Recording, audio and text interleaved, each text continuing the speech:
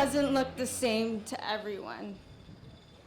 Grit, boldness, audacity, and a fierce spirit. These are not the words I would have defined myself with before the birth of my very tiny human. I was the epitome of everything society told me would define me. Rebellious, self-mutilating. I was against myself and society. I was a severe functioning alcoholic, addicted to cocaine and prescription pills. To make matters worse, I was homeless the day I found out life was being sustained inside of me, yet sustaining life for myself seemed unimaginable, far off. I thought, I can't bear a child into my circumstances. So my heroism looked more like this. Saying yes to a little life, even though I had no idea what it was going to look like or how. Grit looked like checking myself into a not-so-local place of refuge at Wings Maternity Home, taking priority over 35 other girls on a waiting list. Boldness was kicking habits I'd had since the undeveloped age of 11, excessive drinking, smoking cigarettes, and mixtures of my choice of mixtures and poisons. Audacity was looking in the mirror and finally facing me. And post-traumatic childhood stress disorders, I had a lot of those. Crack baby, incest survivor, family shot at, landing us in the witness protection program, and abusive relationships that left me handcuffed to a mother's basement banister. Trauma was my normal. And how dare anyone come and judge my normal, right?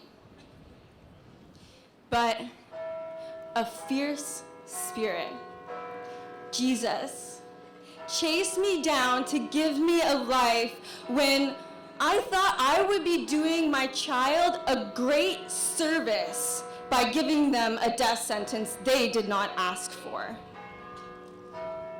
But God made something out of nothing. So my fierce spirit looked like relinquishing power. The power to change the past and the power to control the outcome. An outcome I knew my child deserved to survive from my hands. And an outcome I never did. So here it was, my heroism, all wrapped up in one not so pretty, tattered bow. But when I chose life, my life began. Today, I am no longer dependent on a substance. In fact, I am no longer dependent on anything except for the Word of God.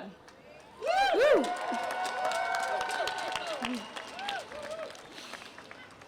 And he was really showing off the day my daughter was born.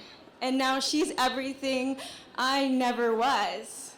Delighted in, relished in, and much loved, and just a tad bit overprotected. And even though I was told to drop out of high school, I have since completed my third course with my third year at Master's College and Seminary, in great anticipation of successfully completing a bachelor's in theology.